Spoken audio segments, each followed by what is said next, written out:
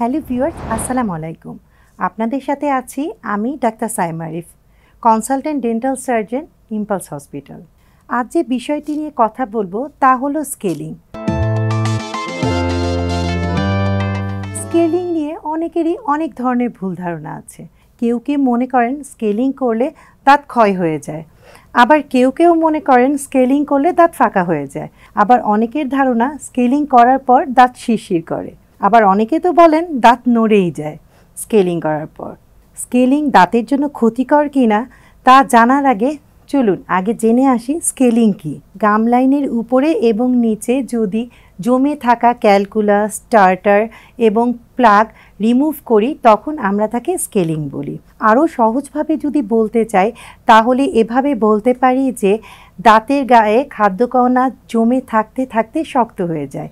এগুলোকে পরিষ্কার করার পদ্ধতিকেই স্কেলিং বলা হয়। স্কেলিং করা হয় আলট্রাসনিক স্কেলারের মাধ্যমে, যা ভাইব্রেশন এবং পানির ফ্লো দ্বারা ক্যালকুলাস, স্টার্টার, প্লাগ রিমুভ করা হয়। তাহলে বুঝতেই পারছেন যে স্কেলিং করলে দাঁতের কোনো ক্ষতি হওয়ার সম্ভাবনাই থাকে না।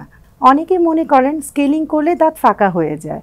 আসলে দীর্ঘদিন ধরে যখন আমরা স্কেলিং না করি তখন দুই দাঁতের ফাঁকে জমে থাকা ক্যালকুলাসের পরিমাণ বেড়ে যায় এবং এই ক্যালকুলাসগুলো মাড়িটাকে ক্ষয় করে ফেলে। দীর্ঘদিন ধরে স্কেলিং না করার কারণে অনেকের দেখা যায় দুই দাঁতের ফাঁকে ক্যালকুলাস জমে যায় এবং এই ক্যালকুলাসের পরিমাণ যখন বেড়ে যায় তখন মাড়ি ক্ষয় হতে থাকে। এ সময় যখন আমরা স্কেলিং করি এবং সব ক্যালকুলাস, স্টার্টার, প্লাগ রিমুভ করে ফেলি তখন পেশেন্ট দেখা যায় সেই দুই দাঁতের ফাঁকে ফাঁকা অনুভব করে, আসলে যা ক্যালকুলাস দ্বারা ভরাট হয়েছিল।